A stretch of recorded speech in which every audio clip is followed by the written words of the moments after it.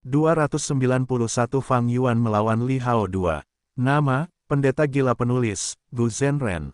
Plus mematikan mengatur ulang, raungan. Hantu binatang buas itu muncul dengan kilatan dan mengeluarkan raungan keras. Katak punggung gunung itu mengerang kesakitan dan tiba-tiba menghantam Fang Yuan. Fang Yuan mendengus dan menghindar.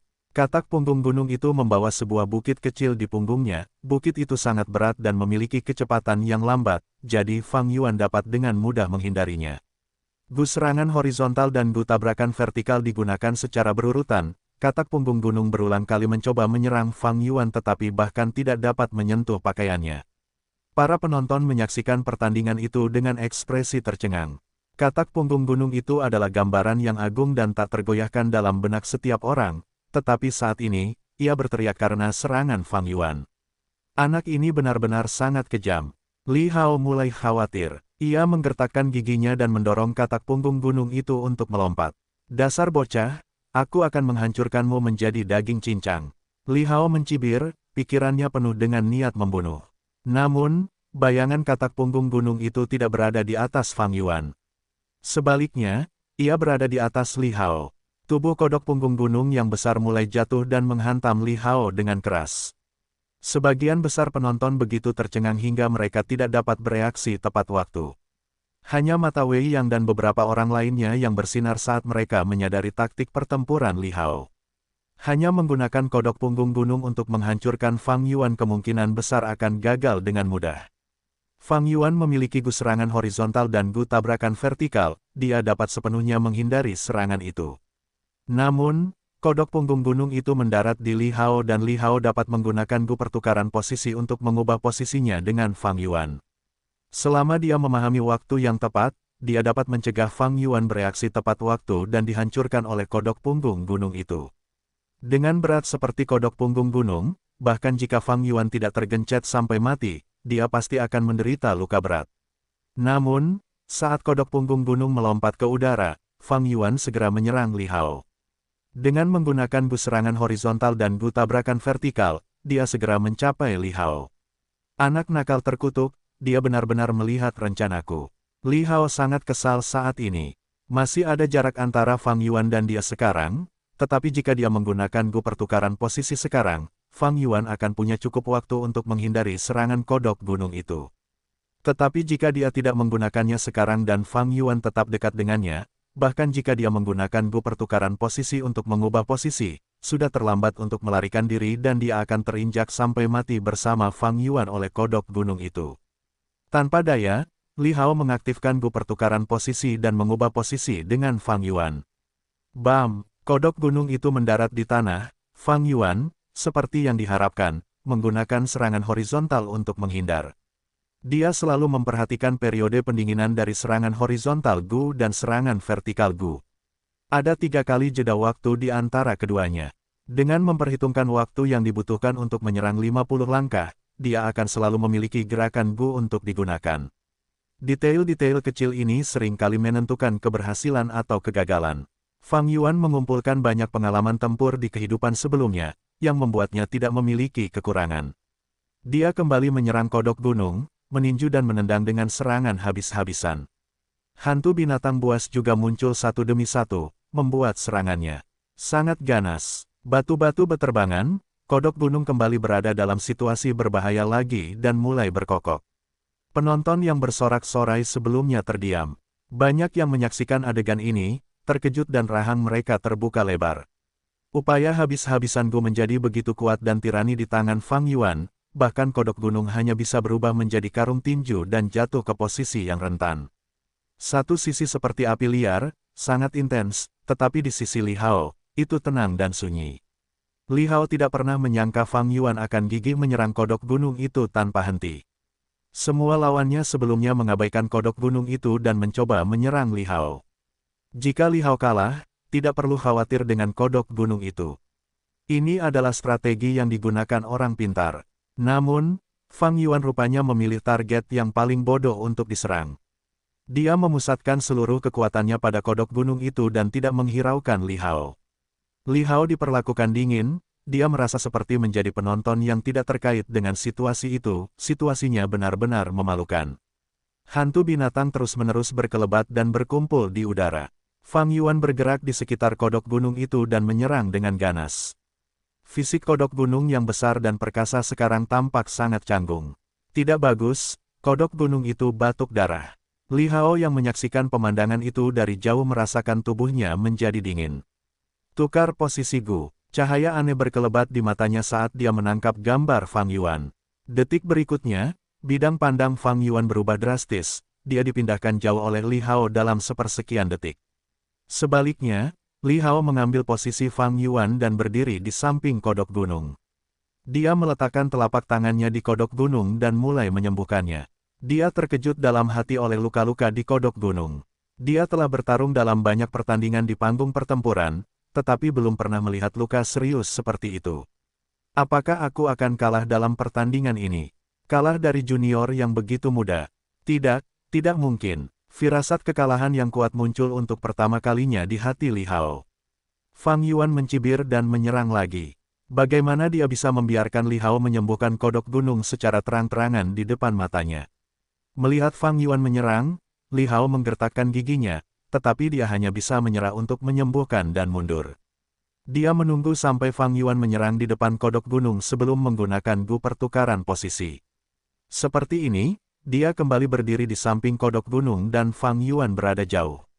Tetapi Fang Yuan tidak khawatir dan tetap menyerang. Penyembuhan Li Hao berulang kali terganggu sementara serangan Fang Yuan juga tidak berpengaruh. Meskipun demikian, Fang Yuan tetap menyerang tanpa menyerah. Setelah beberapa kali mencoba, Li Hao lah yang berhenti menyembuhkan, raut wajahnya campur aduk. Penonton tidak dapat memahami ini. Tetapi masih ada beberapa orang pintar. Serangan berulang Fang Zheng tampaknya tidak berguna tetapi sebenarnya esensi purba Li Hao sangat terkuras. Itu benar, meskipun Gu pertukaran posisi bersifat mistis, ia memiliki kekurangan dan konsumsi esensi purba yang besar adalah salah satunya. Semakin jauh jaraknya dan semakin kuat targetnya, semakin banyak esensi purba yang perlu dikeluarkan Li Hao untuk mengaktifkan Gu pertukaran posisi. Fang Zheng memiliki kekuatan dua babi hutan, seekor buaya dan seekor beruang, konsumsi esensi purba Li Hao untuk menggunakan Gu pertukaran posisi pasti sangat banyak. Selain itu, dia masih ingin menyembuhkan kodok gunung, bahkan esensi purba tingkat 3 tidak dapat mendukung penggunaan yang begitu kuat. Li Hao juga menyadari hal ini dan dengan demikian menghentikan upaya penyembuhannya. Dia tidak memiliki banyak esensi purba yang tersisa sekarang. Jika itu adalah lawan-lawannya sebelumnya, dia masih bisa melanjutkan dengan esensi purba perak putih tingkat 3-nya. Tetapi lawannya sekarang, Fang Yuan juga merupakan Master Gu tingkat 3 dan telah menetapkan keunggulan dalam hal esensi purba. Melihat Fang Yuan menyerang lagi, Li Hao ragu-ragu tetapi tidak punya pilihan selain terus maju. Fang Yuan mengepalkan tinjunya dan segera meninggalkan kodok gunung itu, menyerang ke arah Li Hao. Bang bang bang, tinjunya memecah udara, momentum dan keganasan yang terkandung di dalamnya tak tertandingi, seperti gelombang pasang yang menghantam tebing. Beberapa gerakan kemudian, Li Hao tidak dapat menahannya lagi. Meskipun ia memiliki Gu lain, inti sejatinya adalah kodok punggung gunung dan Gu pertukaran posisi. Untuk mengurangi konsumsi esensi purba dari Gu pertukaran posisi, ia telah sepenuhnya menghilangkan hantu binatang yang tersembunyi di tubuhnya. Serangan Fang Yuan sangat ganas seperti badai yang menderu, membuat Li Hao kesulitan bernapas. Li Hao mengandalkan fondasi sebelumnya sebagai seorang kultivator kekuatan untuk menahan beberapa gerakan dengan kuat sebelum dia tidak punya pilihan selain menggunakan Gu pertukaran posisi untuk bertukar tempat dengan kodok gunung. Fang Yuan tidak mengejar Li Hao tetapi mulai menyerang kodok gunung. Hantu babi hutan, beruang coklat, dan buaya muncul satu demi satu. Batu-batu beterbangan dan kodok gunung menyemburkan seteguk besar darah, melakukan serangan balik dengan panik. Tetapi Fang Yuan menggunakan serangan horizontal dan serangan vertikal Gu secara bergantian, dengan demikian, serangan balik kodok gunung tampak sangat kikuk. Bagaimana bisa seperti ini? Bahkan Tuan Li Hao harus bertarung secara pribadi dan berbagi beban dengan kodok gunung. Serangan Fang Zheng sangat ganas, menekan Li Hao dan kodok gunung. Kemajuan pertandingan melampaui harapan sebagian besar penonton. Sejak Li Hao meninggalkan jalur kekuatan dan berubah menjadi jalur dukungan, mereka tidak pernah melihatnya jatuh ke dalam kesulitan seperti itu. Taktik pertempuran Li Hao cukup bagus. Kombinasi Gu pertukaran posisi dan kodok gunung sangat brilian. Bahkan Fang Yuan tidak dapat memecahkan taktik pertempuran ini. Akan tetapi, dia tidak perlu memecahkannya. Dia tidak pernah berpikir untuk memecahkannya, hanya mengayunkan lengannya, dan melanjutkan strategi habis-habisannya. Tidak peduli siapa yang muncul di hadapanku, aku akan mengalahkan mereka. Ini tampaknya seperti langkah yang bodoh, tetapi sebenarnya menyembunyikan kebijaksanaan besar di dalamnya. Kebiadaban dan momentum tirani dilepaskan seperti ini. Ini adalah metode yang bagus. Mata beberapa orang berbinar, jika aku harus melawan Li Hao di masa depan, aku harus seperti Fang Zheng, mengabaikan segalanya dan menyerang kodok gunung. Begitu kata-kata ini keluar, kata-kata orang itu ditolak dan dicemooh oleh orang lain di sampingnya. Omong kosong, kamu ingin menirunya? Apakah otakmu baik-baik saja? Fang Zheng dapat melakukan ini karena dia adalah seorang kultivator kekuatan dan pengeluaran esensi purbanya rendah. Kamu adalah seorang kultivator jalur api, kodok gunung penyerangmu adalah persis apa yang ingin dilihat Li Hao. Tanpa esensi purba, kekuatan tempur seorang Master Gu pasti akan turun drastis dan akan hampir setara dengan manusia biasa. Dalam pertempuran, pihak dengan esensi purba yang lebih tinggi sering kali dominan. Dan seiring meningkatnya kesenjangan antara kuantitas esensi purba, dominasi ini semakin meningkat. Master Gu yang berpikir untuk meniru Fang Yuan mendengar ini dan langsung tersedak tanpa cara untuk membalas. Seseorang menepuk kepalanya dan berkata seolah-olah dia telah memahami sesuatu, tiba-tiba aku melihat bahwa para pembudidaya kekuatan memiliki kelebihan. Benar sekali, seseorang yang duduk di dekatnya segera menjawab, serangan kultivator kekuatan menyerap kekuatan tubuh mereka, sehingga Master Gu kekuatan memiliki keuntungan umum yaitu mereka memiliki sedikit konsumsi esensi purba. Setiap jalur kultivasi memiliki keuntungan dan kerugiannya sendiri. Jalur kekuatan yang terkenal di era kuno bukan tanpa alasan. Semua orang melihat ke panggung lagi. Li Hao dan kodok punggung gunung mundur selangkah demi selangkah di bawah serangan ganas Fang Yuan. Konsumsi esensi purba Gu yang berusaha sekuat tenaga sangat kecil. Dan kekuatan serangan Fang Yuan yang sebenarnya berasal dari beberapa hantu binatang buasnya.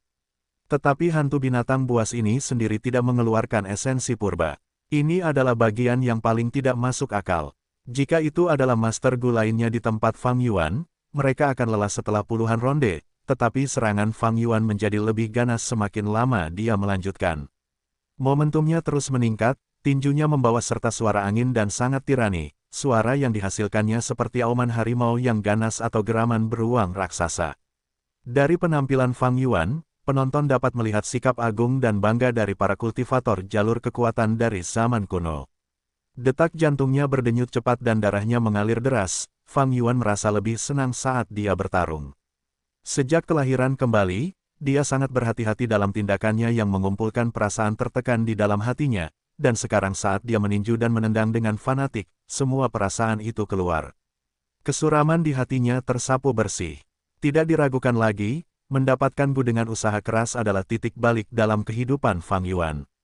Sebelum ini, dia harus terburu-buru dengan sibuk, selalu dalam bahaya, bahkan tidak dapat mengisi perutnya dengan benar. Menghadapi masalah yang sedikit lebih besar akan mengharuskannya untuk berpikir dan merenung secara ekstensif. Tetapi setelah mendapatkan Gu dengan usaha keras, dia akhirnya memiliki kualifikasi untuk menjadi bangga dan dapat menggunakan tinjunya untuk menyelesaikan banyak hal. Seperti sekarang, dia tidak perlu memecahkan taktik pertempuran brilian Li Hao dan bisa menggunakan tinjunya untuk menyapu. Setan memang licik, tetapi mereka bahkan lebih kejam. Menyapu langit dan bumi, menelan gunung dan sungai, darah membasahi dunia, kekuatan absolut menang atas semua rencana.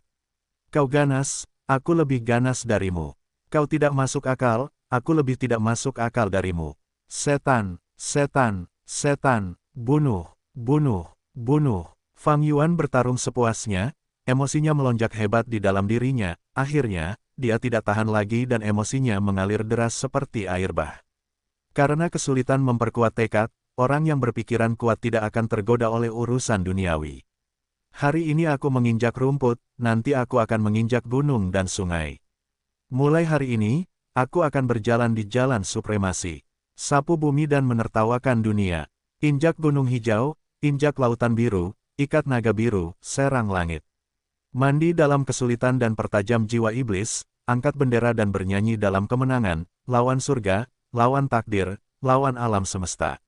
Bam! Sebuah pukulan tanpa ampun menghantam kodok punggung gunung, bukit kecil di punggungnya runtuh, darah mengalir keluar dari tubuhnya saat dipukuli sampai mati oleh Fang Yuan. Serangan horizontal, tabrakan vertikal. Li Hao terlempar puluhan langkah sebelum dia jatuh ke tanah. Plop! Dia jatuh di lumpur, tidak lagi bergerak. Lumpur hitam bercampur darah merah tua mengotori jubah bunganya. Dia membayar dengan nyawanya untuk penghinaannya. Pertarungan berakhir dengan tiba-tiba.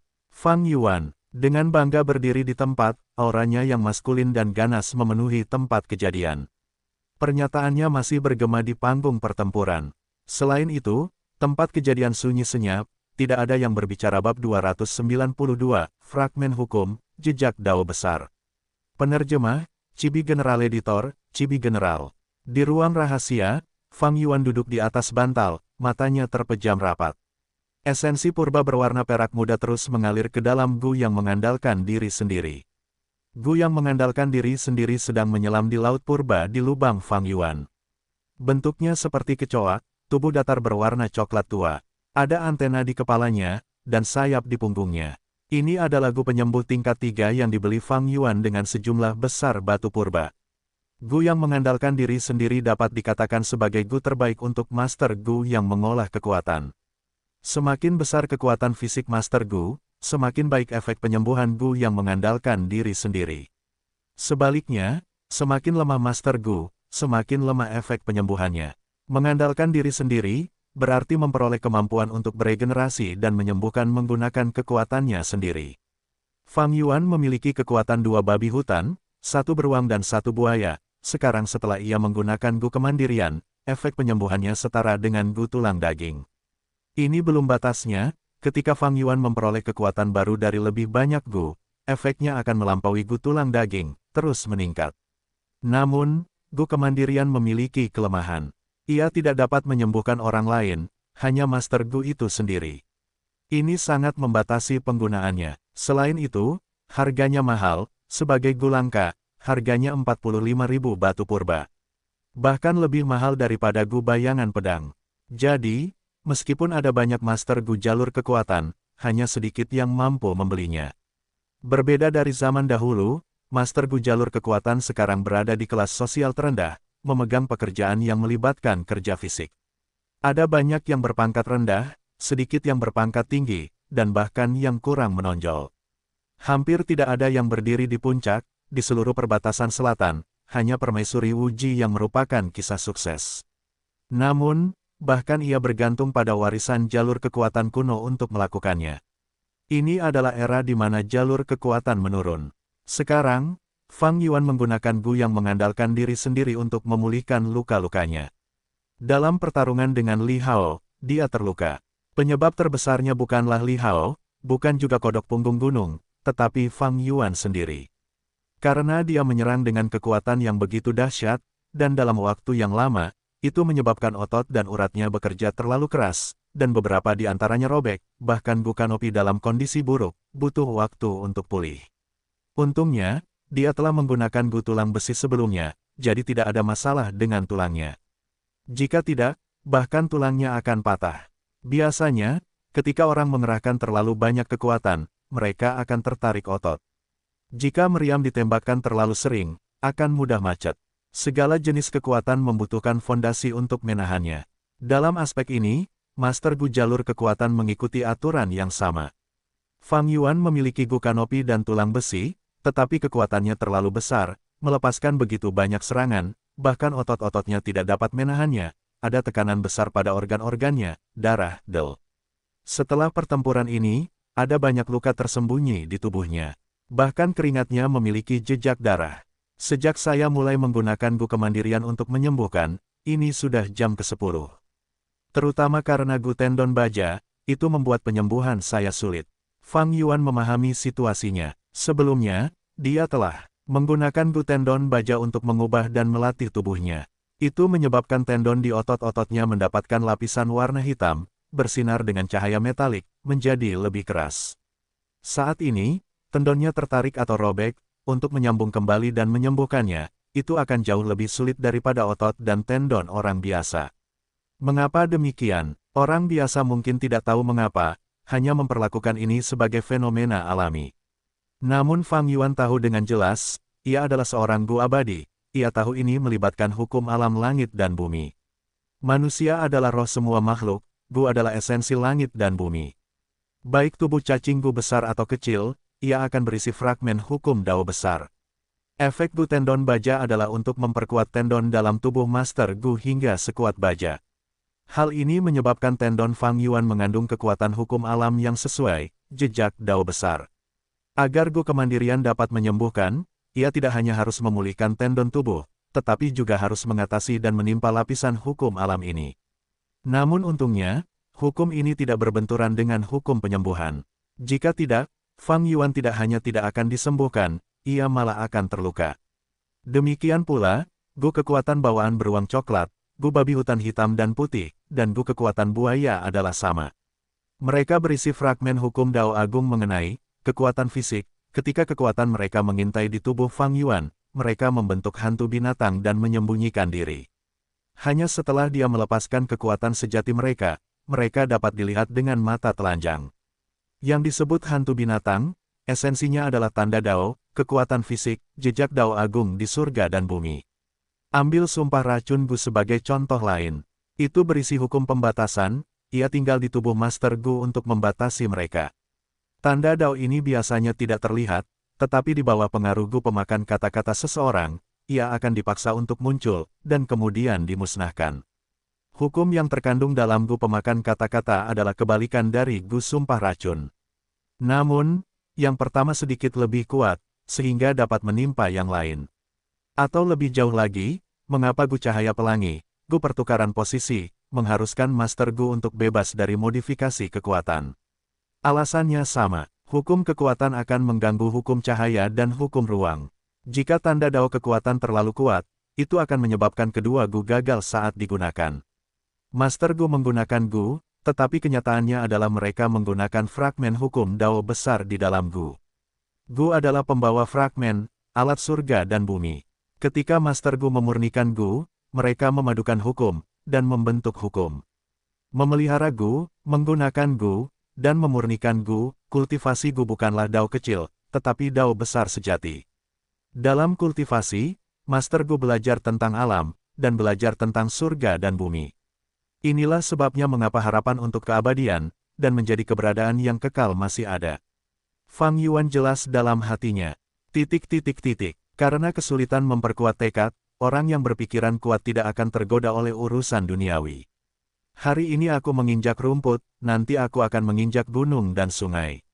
Di ruang belajar, Sang Yan Fei bergumam, memikirkan puisi yang dibacakan Fang Yuan, menunjukkan minat di wajahnya. Karena kesulitan, seseorang memperoleh aspirasi dan tekad. Daya tarik dunia fana tidak dapat membatasi hati seseorang. Aspirasi yang luar biasa, terutama baris terakhir itu, apakah kamu memperlakukan klan Sangku seperti rumput? Tuan pemimpin klan, menurutku, Fang Zheng mengacu pada lawannya Li Hao, yang terlalu lemah untuknya. Wei yang menangkupkan tinjunya dan berkata, Sang Yan Fei menggelengkan kepalanya, tidak apa-apa, aku tidak berpikiran sempit. Tapi sayang sekali aku melewatkan pertunjukan yang bagus. Meskipun aku tidak melihatnya secara langsung, aku dapat membayangkan adegan Fang Zheng melepaskan kemampuannya, menyerang dengan aura yang agung. Sang Yan Fei berdiri di titik yang tinggi, dia memiliki visi yang luas, dan tentu saja berpikiran luas. Terhadap aspirasi Fang Yuan, dia dapat memahami, dan menghargainya. Diingatkan oleh Sang Yan Fei, Wei yang mengingat kembali adegan pertempuran itu, dan berseru, memang begitu. Di medan perang saat itu, Fang Zheng sangat ganas, membuat penonton tercengang, semua orang dikuasai oleh auranya dan tidak ada yang mengatakan sepatah kata pun. Sang Yan Fei bangkit dari tempat duduknya, berjalan perlahan ke jendela, tentara mudah dibangun, tetapi jenderal sulit ditemukan. Sayang sekali jenderal ini terlalu sombong, bahkan tidak menempatkan klan Sang di matanya. Namun, dia telah melalui masa-masa sulit, berhasil bertahan hidup, dan memperoleh banyak hal darinya, karena kultivasinya meningkat pesat. Hal ini menyebabkan sifatnya berkembang ke arah itu. Analisis pemimpin klan itu tepat sekali. Anak muda pasti punya ambisi seperti itu, karena tidak punya hukum dan tidak punya rasa takut. Wei yang menundukkan kepalanya, menambahkan, Sang Yan Fei melihat keluar jendela, menyipitkan matanya. Fang Yuan menyamakan kota klan Sang dengan rumput, ini adalah aspirasi yang sangat besar, dia pasti orang yang punya ambisi besar. Tapi Sang Yan Fei sendiri tidak mempermasalahkannya. Dia adalah orang yang berdiri di puncak, di atas seluruh perbatasan selatan, dia pasti bisa menerima orang yang punya ambisi. Lebih jauh lagi, kota klan Sang tidak akan benar-benar menjadi rumput hanya karena seseorang berkata begitu. Yang dia keberatan adalah kalimat pertama. Karena kesulitan memperkuat tekad, orang yang berpikiran kuat tidak akan tergoda oleh urusan duniawi. Di dunia ini, ada banyak orang dengan ambisi besar tetapi tidak punya kemampuan, sementara orang yang punya aspirasi dan bakat sedikit jumlahnya, 1 dari 1.000.000. Mereka yang tidak hanya punya bakat dan aspirasi, tetapi juga kemauan yang kuat, hampir tidak ada. Aspirasi dan bakat tidak menakutkan, tetapi jika mereka punya kemauan dan tekad yang kuat, itu akan menimbulkan kekhawatiran. Orang seperti itu, dalam sejarah, akan disebut pahlawan, penjahat, atau penakluk. Orang seperti itu, dapat mengubah sejarah, dan menciptakan sejarah. Orang seperti itu, bagaimana ia akan tunduk kepada orang lain? Bagaimana ia akan membiarkan dirinya dimanfaatkan oleh klan Sang? Jika ia tidak dapat dimanfaatkan, dan orang ini berjalan di jalan setan, ia pasti akan meninggalkan jejaknya di dunia ini, menyebabkan badai dan bencana dalam hidupnya. Ini bukanlah sesuatu yang ingin dilihat oleh jalan yang benar. Berpikir demikian, Sang Yan Fei tiba-tiba berkata, "Kudengar, Fang Zheng merebut kesempatan Liran, jadi ia memberinya 200.000 batu purba untuk membalas budi. Berapa yang masih harus ia bayar?" Wei yang menjawab, "Ia sudah membayar 130.000, tinggal 70.000 lagi. Namun, itu harus segera dilunasi." Mendengar ini, kekhawatiran Sang Yan Fei mereda. Ia mengangguk, itu benar. Seseorang yang berambisi tidak akan mempermasalahkan detail-detail kecil, jadi bagaimana jika itu 200.000 batu purba? Hehehe, memikirkan bagaimana Fang Yuan menyelamatkan Sang Xinqi, Sang Yan Fei tertawa. Dia benar-benar menarik, melakukan sesuatu dengan prinsipnya sendiri, membalas kebaikan dan membalas dendam atas kebencian. Namun, dia tidak memiliki moral yang benar maupun pengekangan, sifat seperti itu berbahaya, tetapi masih ada harapan untuk merekrut dan mengendalikannya. Saat ini dia berada di puncak ketenarannya, hanya ada sedikit harapan untuk merekrutnya, mereka harus menunggu. Setelah dia menghadapi kesulitan dari kenyataan, mereka akan menggunakan kebaikan untuk menggerakkannya, dan merekrutnya di bawah sayap Sang Xinqi. Dengan penolong seperti itu, Sang Yan Fei akan merasa yakin tentang keselamatannya. Lupakan saja, Fang Zheng, biarkan aku melihat seberapa jauh kau bisa melangkah, Sang Yan Fei berpikir dalam hatinya. Ia memiliki pandangan jauh ke depan yang tajam, sepenuhnya jelas akan situasinya. Setelah Fang Yuan membunuh Li Hao, seluruh medan pertempuran menjadi riuh. Kekuatan Go All Out Effort terlihat oleh semua orang. Banyak yang mulai menyadari bahwa Fang Yuan adalah lawan yang tangguh. Namun di sisi lain, hal itu membuat banyak ahli mulai memperhatikan dan menginginkan Go All Out Effort. Fang Yuan akan memiliki waktu yang damai untuk sementara waktu, tetapi segera, hari-hari itu akan berakhir. Berdasarkan sifatnya, ia pasti akan sangat menderita. Pada saat itu, ia akan tahu betapa lemahnya ia sebenarnya. Dengan menggunakan medan pertempuran, ia akan ditekan dan dipoles. Seperti yang diprediksi Sang Yan Fei, hari-hari Fang Yuan menjadi lebih mudah, karena ia menang tanpa perlawanan dalam pertandingan-pertandingannya berikutnya. Siapakah Li Hao? Ia adalah orang terkuat nomor 1 di medan pertempuran kota bagian dalam kelima, seseorang yang akan naik ke kota bagian dalam keempat. Bahkan ia tewas oleh tangan besi Fang Yuan, siapa yang bisa menghentikannya? Namun tantangan yang kuat tidak dapat dibatalkan, para Go Master Iblis yang berpikir untuk mengambil keuntungan dari situasi tersebut dipaksa untuk memasuki arena. Pada awalnya, beberapa orang memperhatikan reputasi mereka dan mencoba beradu dengan Fang Yuan.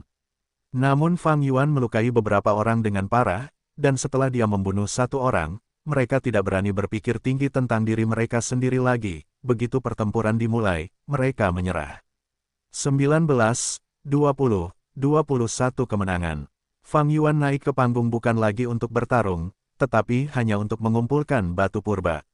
Dapat dikatakan bahwa itu adalah waktu termudah dalam hidupnya.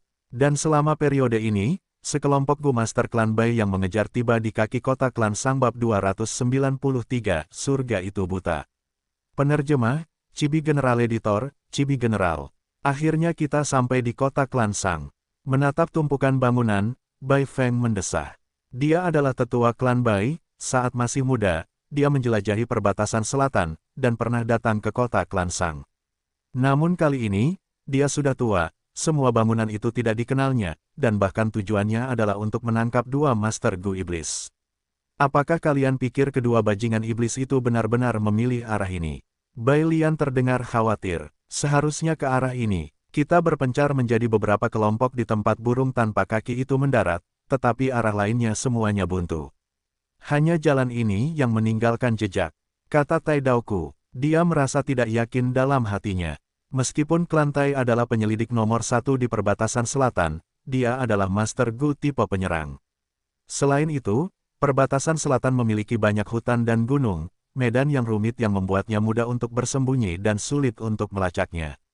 Mungkin mereka berdua sudah lama mati di tengah jalan, menjadi santapan binatang buas. Seseorang berkata dengan optimis, ada kemungkinan besar dalam hal ini, mereka telah menemukan banyak jejak kerangka di sepanjang jalan, dan semua sisa-sisa karavan diserang oleh gerombolan binatang buas. Saya berharap mereka masih hidup. Bai Zanlai menggertakkan giginya, kakeknya dibunuh oleh Fang dan Bai, dia ingin membunuh mereka dengan tangannya sendiri, membalas dendam atas kebencian yang kuat di dalam hatinya. Baiklah, mari kita masuk ke kota. Terlebih dahulu, jika tidak ada penemuan, kita akan menghabiskan beberapa batu purba untuk mengirim surat kepada pemimpin klan, dan melihat perintah apa yang dia miliki untuk kita. Bai Feng mengambil langkah pertama. Beberapa dari mereka tiba di gerbang kota tampak seperti pelancong dalam perjalanan panjang. Secara kebetulan, gerbang ini adalah yang pernah dilalui Fang dan Bai. Untuk memasuki kota, setiap orang harus membayar 10 batu purba. Penjaga kota menghentikan mereka masuk. Bai Feng mengeluarkan token pir kuning, melambaikannya. Penjaga itu melihatnya, dan setelah memeriksanya, berkata, token pir kuning dapat membebaskan 3 orang dari biaya. Kelompok Bai Feng yang beranggotakan 6 orang menyerahkan 30 batu purba. Saudara ini, apakah kamu melihat mereka berdua memasuki kota? Bai Zanlai menunjuk surat perintah penangkapan di dinding, bertanya. Ini adalah surat perintah penangkapan untuk Fang dan Bai. Namun permukaan surat perintah penangkapan ini telah ditutupi oleh surat perintah penangkapan baru lainnya, hampir setengah dari permukaannya tertutup. Ini biasa terjadi. Sesekali, surat perintah penangkapan baru akan muncul. Ekspresi penjaga kota berubah, berteriak pada Bai Zanlai, apa yang kau katakan? Gerbang kota denganku sebagai penjaga, bagaimana mungkin ada Gu Master Iblis yang masuk? Kau pikir aku buta? Ini fitnah? Kau memfitnah seorang pemuda yang saleh dari klan Sang. Ekspresi Bai Zanlai membeku. Ketua klan Bai Feng segera meminta maaf, di kota klan Sang, bahkan jika dia adalah tetua klan Bai, dia harus menundukkan kepalanya. Penjaga kota melihat kultivasi peringkat 3 Bai Feng, dan tidak berani melanjutkan masalah itu, hanya bergumam pelan. Sampai akhirnya Tai Daoku menunjukkan ekspresi tidak senang, dan menunjukkan identitasnya, cukup, diamlah. Apa kau pikir klan Taiku tidak tahu seperti apa klan Sangmu? Penjaga kota berhenti berbicara. Setelah menghadapi pertunjukan otoritas awal ini, klan Bai memasuki kota luar dengan muram. Ayo kita makan, kita semua lelah setelah beberapa hari perjalanan. Kita perlu istirahat, itu tidak akan mempengaruhi misi kita. Aku tahu restoran yang bagus di kota bagian dalam kelima, itu di zona pertempuran, aku pernah ikut makan di sana dulu, dan sampai di kota bagian dalam keempat. Bai Feng merekomendasikan, saran ini diterima dengan baik. Geng itu tiba di kota bagian dalam kelima, di zona pertempuran. Bai Zanlai, Bai Lian dan junior lainnya langsung terpesona oleh suasana zona pertempuran. Saat mereka berjalan, mereka bisa mendengar percakapan orang-orang yang bersemangat. Tanjing akhirnya membalas dendam, dan mengalahkan Si Nanseng. Si Nanseng bersumpah untuk membalas dendam mereka tumbuh. Sang Kong mengendalikan ngengat awan virus, kekuatan tempurnya telah meningkat lagi, dia hampir bisa mendominasi kota bagian dalam kelima. Mendominasi, hehe, dia harus menunggu sampai Gu Yue Fang Zeng naik ke kota bagian dalam keempat. Gu Yue Fang Zeng, geng klan Bai menatap dengan mata terbuka lebar, seperti mereka disambar petir. Mereka segera berhenti, dan menatap pejalan kaki yang berbicara. Mereka membuatnya sangat ketakutan. Setelah 3 menit, di panggung pertempuran, Fang Yuan melangkah ke atas panggung. Lawannya adalah seorang pria parubaya, tinggi dan kekar, pinggang dan bahunya tebal, dengan kumis panjang di wajahnya, tampak sangat garang dan agresif. Ding! Bel berbunyi dan pertempuran resmi dimulai. Saya mengaku kalah. Pria parubaya itu berteriak pada detik pertama. Dia cepat dan langsung, membuat penonton merasa tidak puas. Lagi, apakah kamu tidak malu, mengakui kekalahan sebelum bertarung? Malu lebih baik daripada mati, di seluruh kota bagian dalam kelima sekarang. Siapa yang berani melawan Fang Zheng? Upaya habis-habisan Gu terlalu kuat. Kerumunan itu berisik seperti biasa. Pertarungan berakhir segera setelah dimulai. Tuan Gu yang menjadi tuan rumah mengambil informasi anggur mereka berdua dan mengedit informasi di dalamnya sebelum mengembalikannya kepada mereka.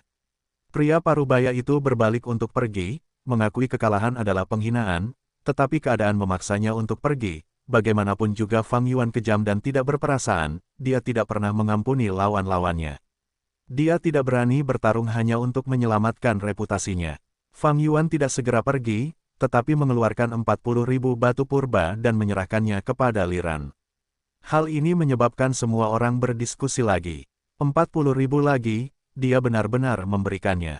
Meskipun Gu Yue Fang Zheng ini kejam, dia menepati janjinya. 200.000, dia telah membayar sebagian besarnya. Hanya 30.000 yang tersisa. Liran menggunakan batu purba ini untuk membeli cacing Gu. Dia mulai menunjukkan kekuatannya di medan pertempuran. Aku sangat iri, membalas kebaikan dan membalas dendam atas kebencian. Dari aspek ini, aku benar-benar menghormati Gu Yue Fang Zheng. Dengan kemenangan ini, dia telah meraih 29 kemenangan bersih. Hanya satu pertandingan terakhir, dan dia akan berada di kota bagian dalam keempat. Semakin cepat semakin baik, beraninya menantangnya. Bahkan Li Hao pun mati di tangannya. Gu Yue Fang Zheng, setelah semua kesulitan ini, akhirnya kami menemukanmu. Di antara kerumunan, Bai Zanlai menggertakkan giginya, wajahnya berubah marah. Rekannya juga menunjukkan ekspresi buruk. Mereka telah mengejarnya begitu lama, menderita sepanjang perjalanan. Pada akhirnya, mereka menemukan bahwa orang yang ingin mereka tangkap telah hidup mewah di kota Klansang, membuat namanya terkenal. Sebelumnya, mereka terus-menerus menebak apakah dia telah mati di bawah gerombolan binatang buas, dicerna menjadi kotoran dan buang air besar. Pemandangan sekarang, sangat kontras dengan harapan mereka. Fang Yuan tidak hanya tidak memiliki masalah, dia hidup dengan baik, bahkan mengganti cacing Gu-nya dan meningkatkan kekuatan tempur dan kultivasinya. Apa yang seharusnya mereka rasakan? Oh, surga itu buta, bagaimana bajingan keji seperti itu bisa hidup dengan baik? Bai Feng mengangkat kepalanya dan berteriak. Keberuntungannya terlalu baik, menyelamatkan putri haram pemimpin klan Sang dan menerima token duri ungu. Di kota klan Sang, kita tidak bisa berbuat apa-apa padanya, dia dilindungi oleh klan Sang. Bai Lian menggertakkan giginya, dia telah belajar banyak dari orang yang lewat. Musuh yang membunuh kedua tuan muda itu ada tepat di depan mereka, tetapi tidak ada yang bisa mereka lakukan padanya. Tidak hanya dia, bahkan Bai Ningbing pun menerima token duri ungu. Sekarang, dia juga telah bergabung dalam medan pertempuran, dan memiliki catatan pertempuran yang bagus. Seorang teman di sampingnya mendesah. Dunia macam apa ini, orang jahat hidup dengan baik sementara orang baik mati. Sebenarnya, bukan berarti kita tidak punya cara untuk menghadapi mereka. Mereka bisa bergabung dalam medan pertempuran, kita juga bisa. Tai Daoku berbicara dengan suara rendah, tatapannya tajam seperti belati. Dia telah mendengar dari pemimpin klan Bai bahwa Fang Yuan memiliki ibu kentang guntur hangus Gu. Saat ini, dia dapat memastikan bahwa Fang dan Bai adalah orang-orang yang membunuh tuan mudanya. Namun, menangkap mereka tidak mungkin sekarang, jadi mengapa tidak membunuh mereka saja? Dengan begitu, tuan muda dapat membalas dendam, dan Tai Daoku dapat kembali ke klan Tai. Benar sekali, ini ide yang bagus. Mata Bai Feng bersinar, saat semangatnya terangkat. Menggunakan aturan medan pertempuran, bahkan jika Fang Yuan memiliki token duri ungu, dia tidak dapat dilindungi. Bahkan jika mereka tidak dapat membunuhnya, mengambil Gu yang telah berusaha sekuat tenaganya akan menghentikan pertumbuhannya. Sebenarnya, kecepatan pertumbuhannya terlalu menakutkan, itu membuat mereka takut. Dia tidak bisa dibiarkan tumbuh lagi. Tunggu, di mana Bai Zanlai? Bai Lian tiba-tiba bertanya. Fang Yuan keluar dari panggung pertempuran, karena banyak orang menyerah padanya. Banyak tatapan mata tertuju padanya, ada rasa takut dan hormat, ketidakpedulian dan permusuhan. Meskipun aku membunuh banyak Master Gu, reputasiku tidak buruk. Setiap kali aku memberikan batu purba kepada Liran, itu adalah penampilan yang meningkatkan reputasiku. Dari 200.000, hanya 30.000 yang tersisa. Fang Yuan berjalan sambil mempertimbangkan pilihannya. Setelah bertarung dengan Li Hao, dia mendapatkan 3 cacing Gu, tetapi tidak mendapatkan kodok gunung atau Gu pertukaran posisi. Dia mengalahkan kodok gunung sampai mati, dan Gu pertukaran posisi adalah Gu vital Li Hao, yang musnah setelah Li Hao meninggal. Tetapi pertempuran itu memiliki banyak penonton, Fang Yuan mendapatkan lebih dari 6.000 batu purba. Bulan ini, kemenangan berturut-turutnya memberinya cukup uang untuk mengembalikan 40.000 kepada Liran dan masih menyimpan sejumlah kecil batu purba untuk dirinya sendiri. Karena tindakannya, dan tanggapan Liran, klan Wu tidak melakukan apapun pada Fang Yuan untuk saat ini. Ini memberinya waktu yang berharga untuk pengembangan. Sekarang aku sudah menang 29 kali, tinggal 1 kali lagi dan aku akan berada di kota bagian dalam keempat. Tekanan di sana jauh lebih tinggi, dengan para ahli di mana-mana, tetapi kemenangan juga memberiku lebih banyak hadiah. Setelah menggunakan Gu Tendon Baja, aku sudah bisa meningkatkan jumlah hantu binatangku, tetapi untuk meningkatkan jumlah hantu binatang, itu adalah proses yang panjang, baru akan ada efeknya setelah 2 hingga 3 bulan. Setelah sampai di kota bagian dalam keempat, tekanan Fang Yuan akan lebih besar, dia membutuhkan lebih banyak kekuatan untuk menghadapi situasi tersebut. Lelang besar akan segera diadakan, dan ada Gu yang langsung sukses untuk dilelang. Jika aku bisa mendapatkannya, aku akan bisa mendapatkan hantu binatang baru dalam semalam, tetapi batu purba milikku terlalu sedikit, aku bahkan tidak memiliki kualifikasi untuk berpartisipasi dalam pelelangan. Uang selalu tidak cukup ketika seseorang perlu menggunakannya. Tepat saat Fang Yuan sedang mempertimbangkan kepada siapa akan meminjam, seorang pemuda muncul dan menghalangi jalannya. Gu Yue Fang Zeng, apakah kau mengenaliku? Teriak Bai Zanlai. Zanlai, jangan gegabah. Klan Bai dan kawanannya tiba, membentuk setengah lingkaran di sekitar Fang Yuan. Sebuah kebuntuan bab 294, kejahatan harus dihukum. Penerjemah, Cibi General Editor, Cibi General. Fang Yuan sedikit mengernyitkan alisnya dan melirik sekilas ke arah kelompok itu. Dia memiliki kesan tentang Bai Zanlai, si jenius nomor 1 dari generasi muda klan Bai, mereka bahkan pernah minum bersama pada suatu waktu. Bai Lian bahkan lebih akrab, dia telah menemaninya selama beberapa waktu, menggunakan perangkap madu padanya. Sayangnya, bagaimana mungkin kecantikan bisa mengguncang hati Fang Yuan? Hasilnya adalah Fang Yuan mempermainkannya dengan permainannya sendiri. Yang lain seperti Bai Feng, Tai Daoku dan seterusnya, Fang Yuan tidak mengenali mereka. Meski begitu, Fang Yuan tahu asal-usul dan motif kelompok orang ini. Ini adalah keluarga korban yang datang berkunjung. Keadilan memiliki lengan yang panjang, Gu Yue Fang Zeng, kau membantai 2 pemimpin. Muda klan Baiku, kau tidak akan lolos dari keadilan bahkan jika kau melarikan diri ke kota klan Sang. Bai Feng berteriak, Fang Zeng, jebakan yang kau tanam telah membunuh tuan muda dan anggota klan Taiku. Kebencian ini benar-benar tidak dapat didamaikan, aku, Tai Daoku, akan memenggal kepalamu. Ekspresi Tai Daoku berkobar saat dia menunjuk hidung Fang Yuan dan meraung. Kerusuhan di sini segera menarik perhatian orang-orang yang lewat di dekatnya.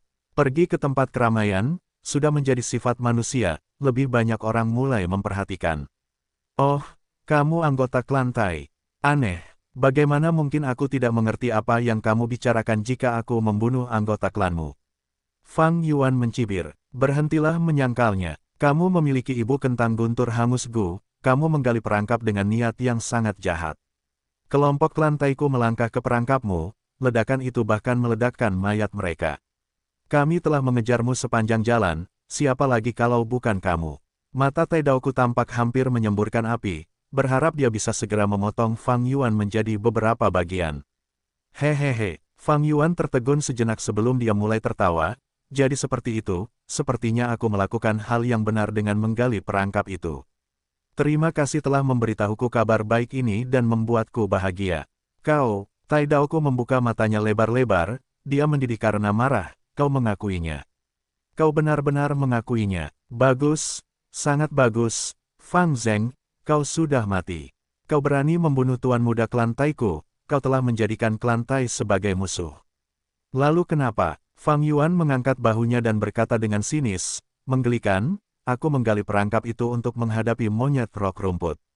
Tapi kalian menginjak-injaknya, ini hanya bisa disalahkan pada anggota klan Tai-mu karena tidak punya mata. Lagi pula, kejahatan apa yang telah kulakukan sehingga kalian membuntutiku? Mencari kematianmu sendiri, hehehe, baguslah mereka mati, sungguh menakjubkan bahwa mereka mati. Orang-orang di sekitarnya tercengang, dia memprovokasi anggota klan Tai secara langsung. Apakah Fang Zheng sudah gila? Klan Tai juga salah satu penguasa perbatasan selatan dan tidak lebih lemah dari klan Sang. Klan Tai telah menangkap Master Gu Iblis dari mana-mana dan menara penindasan iblisnya yang terkenal adalah musuh bebuyutan jalur iblis. Fang Zheng benar-benar membunuh seorang tuan muda dari klan ini. Dia memiliki token duri ungu dan tahu dia aman.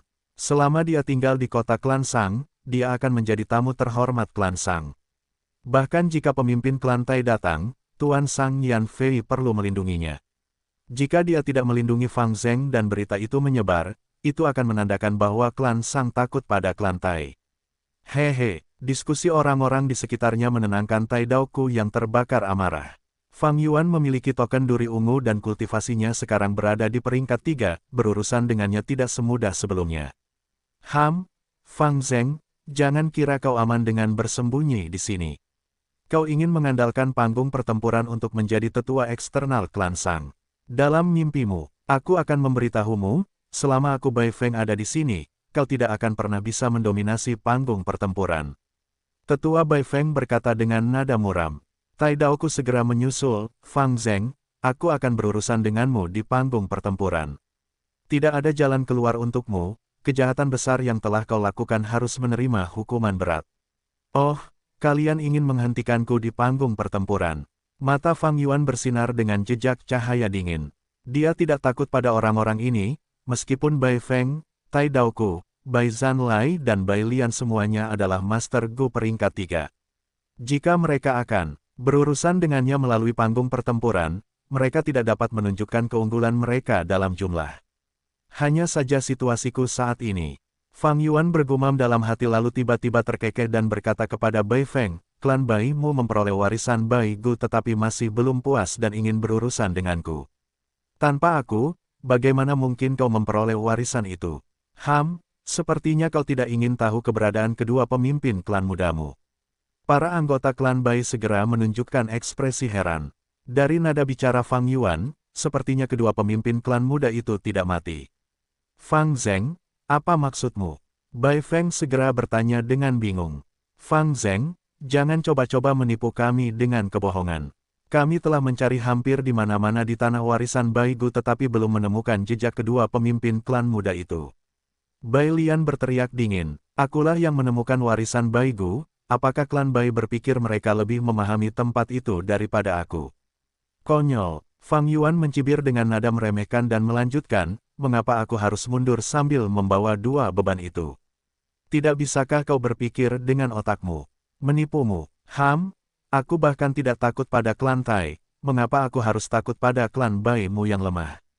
Fang Zheng, jika kedua pemimpin klan muda itu masih hidup maka ini hanya akan menjadi kesalahpahaman, klan Bai kita bukanlah klan yang tidak masuk akal.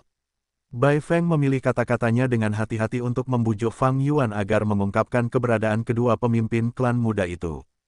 Kau ingin tahu? Hehe, baiklah. Kebetulan saja aku sedang kelaparan, bagaimana kalau kau mentraktirku makan?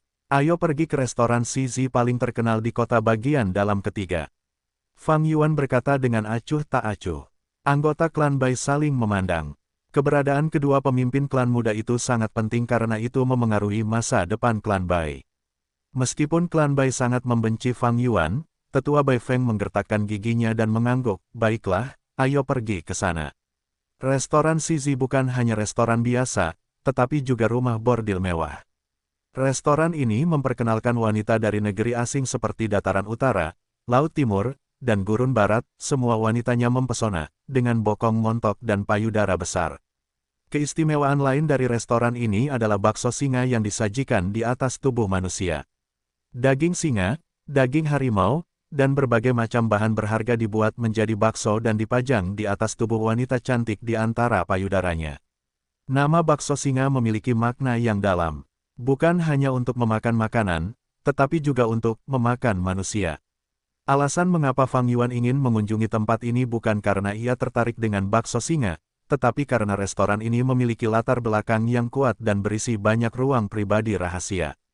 Banyak anggota klan Sang sering memilih ruang pribadi untuk urusan pribadi mereka, menyembunyikan nama mereka dan tidak khawatir tentang kebocoran berita. Fang Yuan memilih ruang rahasia dan duduk bersama semua orang.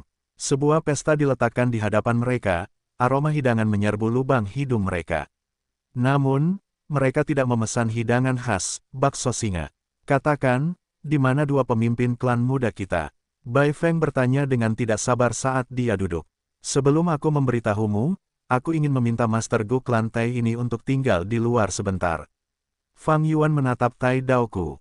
Petik 2. Kenapa? Tatapan Tai Daoku setajam pisau, saat dia dengan kejam memotong Fang Yuan. Perasaan buruk muncul di benaknya. Karena ini adalah urusan pribadi antara aku dan klan Bai. Nada bicara Fang Yuan tidak mau mengalah. Selain aku, semua orang seharusnya adalah anggota klan Bai. Kalau tidak, aku jamin aku tidak akan mengatakan. Sepatah kata pun, Bai Feng ragu-ragu, masalah ini menyangkut dua ketua klan muda, dia harus berhati-hati tentang hal itu, jadi dia memandang Tai Daoku. Tai Daoku mendengus dan dengan kesal meninggalkan ruang rahasia itu, menutup pintu rapat-rapat. Suara yang dihasilkan di ruang rahasia itu terisolasi dari luar. Katakan, di mana kedua pemimpin klan muda itu, jangan pernah berpikir untuk menipu kami. Ini adalah kota klan Sang, ada banyak cacing Gu yang dapat memverifikasi kata-katamu. Bai Feng bertanya dengan tegas. Fang Yuan mengangkat cangkir anggur dan menyesapnya, di mana? Tentu saja, mereka berdua sudah mati, kalian benar-benar naif. Karena aku menjadikan klan Baimu sebagai musuh, aku tentu akan melenyapkan semua ancaman. Apa, kau berani mempermainkan kami? Fang Zheng, kau sedang mencari kematian. Para anggota klan Bai berdiri dengan marah, amarah mereka yang membara menekan Fang Yuan. Mereka sangat marah tetapi tidak dapat mengambil tindakan apapun. Ini bukan wilayah klan Bai, Fang Yuan memiliki token duri ungu dan juga memiliki kekuatan yang mengesankan. Mereka pasti harus membayar harga yang sangat mahal untuk membunuh Fang Yuan. Yang terpenting, jika mereka membunuhnya seperti ini, itu akan membuat klan Sang menjadi musuh. Klan Baimu membunuh tamu terhormat klan Sangku di kota klan Sang, hehe. Klan Bai sekarang menghadapi krisis mata air roh mereka yang mengering, mereka berada dalam situasi yang genting. Sekarang, setelah mendapatkan warisan Bai Gu, banyak kekuatan yang mengincarnya dengan iri. Jika mereka memprovokasi raksasa seperti klan Sang di atas itu, konsekuensinya akan terlalu mengerikan untuk dibayangkan. Fang Yuan dengan tenang duduk di kursinya, dia mengangkat matanya dan menatap semua orang. Lalu dengan acuh tak acuh berkata, aku benar-benar mengagumi kalian. Mata air roh klan Bai kalian mengering dan dalam masalah besar, namun kalian masih memiliki suasana hati yang santai dan mengejarku. Hehe, kalian benar-benar hebat. Kata-kata ini seperti sambaran petir yang menyambar hati mereka dengan keras, menyebabkan gelombang pasang di hati tetua Bai Feng. Dia merasa ngeri saat dia berkata, ini, bagaimana kau tahu ini? Informasi ini ditutup-tutupi oleh para petinggi klan Bai, bahkan Bai Zanlai dan Bai Lian tidak mengetahuinya. Namun Fang Yuan mengungkap rahasia itu dengan satu kalimat, bagaimana mungkin itu tidak membuat Bai Feng takut. Tentu saja itu dari dua pemimpin klan muda klan bangsawanmu. Sebelum aku membunuh mereka, mereka berlutut dan memohon pengampunan, mencoba menggunakan informasi ini untuk mendapatkan kepercayaanku dan menukarnya dengan nyawa mereka. Fang Yuan berbicara omong kosong. Lagi pula, orang mati tidak menceritakan kisah. Tidak mungkin, informasi ini hanya terbatas pada pemimpin klan dan beberapa tetua. Kedua pemimpin klan muda itu masih muda dan bodoh, bagaimana mungkin kita memberitahu mereka hal ini? Bai Feng segera membalas. Fang Yuan mengerutkan bibirnya, mungkin mereka mendengarnya saat mereka bermain-main. Bagaimanapun, ibu mereka adalah pemimpin klanmu. Ini hanya rincian kecil. Tuan Tetua Klan, apakah yang dia katakan tentang mata air roh yang mengering itu benar? Bagaimana ini bisa terjadi, jika mata air roh klan mengering? Bai Lian, Bai Zanlai dan yang lainnya bertanya satu persatu, ekspresi mereka khawatir dan takut. Mata air roh adalah fondasi klan, tidak perlu disebutkan pentingnya. Jika klan kehilangan mata air roh, tidak peduli seberapa kuatnya, itu hanya akan menjadi rumput liar yang tak berakar. Bai Feng segera tersadar oleh pertanyaan mereka dan dalam hati tahu bahwa dia telah mengacau. Mungkin Fang Yuan hanya menebak, kedua pemimpin klan muda itu masih muda, kredibilitas mereka tidak tinggi. Bai Feng merasa sangat menyesal dan berharap dia bisa menamparkan dirinya sendiri dengan keras. Dia tidak sabaran dan tidak bisa menyembunyikan rahasia. Kalau tidak, ketika dia masih muda, dia tidak akan diusir dari klan oleh ayahnya untuk memaksanya membentuk karakternya. Tahun-tahun ini, dia telah mengembangkan beberapa kelicikan tetapi pada akhirnya, macan tutul tidak dapat mengubah bintik-bintiknya. Tetapi sejujurnya, dia tidak bisa disalahkan. Mata air spiritual terlalu penting, Bai Feng menanggung beban ini di dalam hatinya. Tekanan itu terakumulasi seperti gunung berapi dan meletus karena satu kalimat Fang Yuan bab 295, sebenarnya, aku juga korbannya. Penerjemah, Cibi General Editor, Cibi General. Ekspresi Bai Feng muram dan tatapannya terus berkedip. Dia berpikir untuk menyangkal ini tetapi Fang Yuan melihat rencananya. Jangan coba-coba menutupinya, tidak ada gunanya. Karena mata air roh terus mengering, batu purba yang dihasilkan juga akan berkurang tajam. Klan Bai telah menyembunyikannya dengan baik, kamu telah menggunakan stok yang tersisa di gudang atau berdagang untuk mengisi celah ini.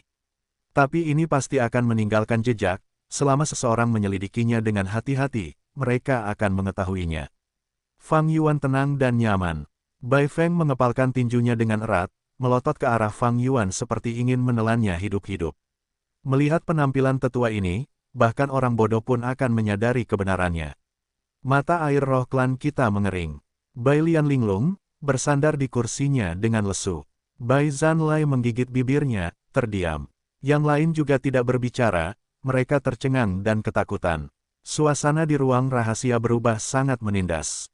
Hehehe, Fang Yuan terkekeh, klan Bai-mu benar-benar dalam bahaya. Bahkan klan yang lebih kuat akan runtuh jika mata air roh mereka mengering dan mereka tidak menemukan mata air roh baru. Sekarang, kamu telah memperoleh warisan Bai-gu, kekuatan di sekitarmu semua menginginkannya. Katakan padaku, apa yang akan terjadi jika aku menyebarkan informasi rahasia ini? Tidak, Bai Lian kehilangan warna di wajahnya dan segera menyela. Yang lain juga memikirkan keseriusan masalah ini dan ekspresi mereka berubah serius. Sekarang, klan Bai telah memperoleh warisan Bai-gu, kekuatan mereka meningkat karena manfaat yang diperoleh dari penemuan Fang Yuan. Beberapa klan besar tetangga menatap mereka dengan iri, tetapi juga waspada. Jika berita tentang mata air roh yang mengering terungkap, klan Bai akan kehilangan pencegahan mereka dan menjadi macan kertas, kekuatan di sekitar pasti akan bergerak. Kekuatan-kekuatan itu tidak akan pernah ingin melihat klan Bai selamat dari cobaan ini dan karena warisan Bai-gu, bangkit berkuasa dan menekan mereka. Oleh karena itu, informasi ini harus dijaga. Geng klan Bai dikejutkan oleh Fang Yuan, dan mulai memahami situasi. Bai Zanlai dan yang lainnya menatap tajam ke arah Fang Yuan, mata mereka bersinar lebih tajam dan memancarkan niat membunuh. Ingin membunuhku, Fang Yuan mencibir dan menggoyangkan jarinya, karena aku bertemu denganmu sendirian, tentu saja aku telah membuat persiapan yang matang. Sebenarnya, jika kau tidak datang untuk menemuiku, aku akan pergi menemuimu. Ini bukanlah kata-kata yang tidak masuk akal, para anggota klan Bai tidak punya pilihan lain selain menahan niat membunuh mereka dan menarik kembali kilatan jahat di mata mereka. Baiklah, mari kita mulai bisnis sekarang. Sudut bibir Fang Yuan sedikit melengkung ke atas saat dia membetulkan posisi duduknya. Dia mengarahkan tangannya ke bawah dan berkata, duduklah dan mari kita bahas. Membahas apa? Apa yang perlu dibicarakan denganmu? Ekspresi Bai Feng muram, tetapi meskipun berkata demikian, dia tetap duduk. Anggota klan yang tersisa ragu-ragu. Sejenak sebelum duduk, situasi yang tegang segera sedikit mereda. Tentu saja kita akan membahas biaya untuk membuatku diam. Apakah mudah bagiku untuk membawamu ke sini? Membuang-buang waktu dan tenagaku, kau seharusnya memberiku kompensasi. Batu purba, aku ingin batu purba. Berikan aku 3 juta batu purba dan aku dapat berjanji padamu bahwa aku tidak akan mengungkapkan informasi ini. Anggota klan Bai segera berdiri lagi ketika mereka mendengar Fang Yuan. Kau berani mengancam kami, kau membunuh 2 pemimpin klan muda kami, dan berani meminta batu purba. Fang Zheng, jangan bertindak terlalu jauh. Paling buruk, aku akan mempertaruhkan nyawaku yang lama dan menyeretmu bersamaku. Kelompok itu meraung dan menggeram marah. Hahaha, Fang Yuan mendongakkan kepalanya dan tertawa. Dia kemudian berdiri dan cahaya dingin bersemi di matanya yang gelap saat dia melihat kelompok itu. Benar, aku mengancammu. Kau tidak setuju. Kalau begitu aku akan membocorkan informasi ini. Apa yang kau katakan? Kau ingin mati bersamaku. Bahkan jika aku mati, informasi ini akan bocor ke seluruh dunia. Pada saat itu, kau akan menjadi pendosa klan, karena kau tidak menyetujui permintaanku. Klanmu akan dikepung oleh pasukan di sekitar. Kau. Tetua Bai Feng sangat marah saat dia menunjuk Fang Yuan tanpa berkata apa-apa. Anggota klan lainnya juga melotot ke Fang Yuan dengan mata marah sambil menggertakkan gigi, tetapi tidak ada yang bergerak. Kau apa? Fang Yuan mencibir Bai Feng, nadanya penuh penghinaan. Apa yang bisa kau lakukan padaku? Membunuhku. Aku punya token duri ungu, apakah kau berani mencobanya? Aku tahu kalian semua pemberani, tidak takut mati. Tapi klanmu adalah yang paling penting. Jika keluarga dan teman-temanmu mati, itu semua karenamu. Para anggota klan Bai mengepalkan tangan mereka, berdiri tertegun di tempat. Bai Zanlai tiba-tiba mengangkat kepalanya dan berteriak, dia kemudian mengangkat tinjunya dan menghantamkannya ke bawah. Karena pukulannya yang dahsyat, seluruh meja perjamuan hancur dan piring-piring jatuh ke tanah. Dia merasakan kebencian yang dalam. Kakeknya Bai Zanwen telah meninggal karena Fang dan Bai. Kebencian ini tidak dapat didamaikan. Karena itu, dia bergabung dengan kelompok pengejar, terus-menerus berlarian, sekarang dia akhirnya menemukan pembunuhnya. Musuh jelas ada di depannya, tetapi dia tidak bisa berbuat apa-apa. Fang Yuan jelas berada dalam jangkauannya, tetapi dia tidak bisa membalas dendam. Bukan saja dia tidak bisa membalas dendam, dia juga harus menahan ancaman Fang Yuan. Dadanya terbakar amarah yang mengancam akan membakar langit dan sudah membakar hatinya. Namun dia tidak bisa bergerak, dia tidak berani membayangkan akibatnya jika dia bergerak. Hidupnya hanyalah hal kecil, tetapi seluruh klan mungkin akan menghadapi malapetaka karena dia. Tidak perlu marah. Sebenarnya, dalam seluruh kejadian ini, aku juga menjadi korban. Nada bicara Fang Yuan menjadi rileks dan berkata sambil mendesah. Petik 2. Pikirkan saja, warisan Baigu awalnya adalah milikku, tetapi klan Baimu mencurinya dariku.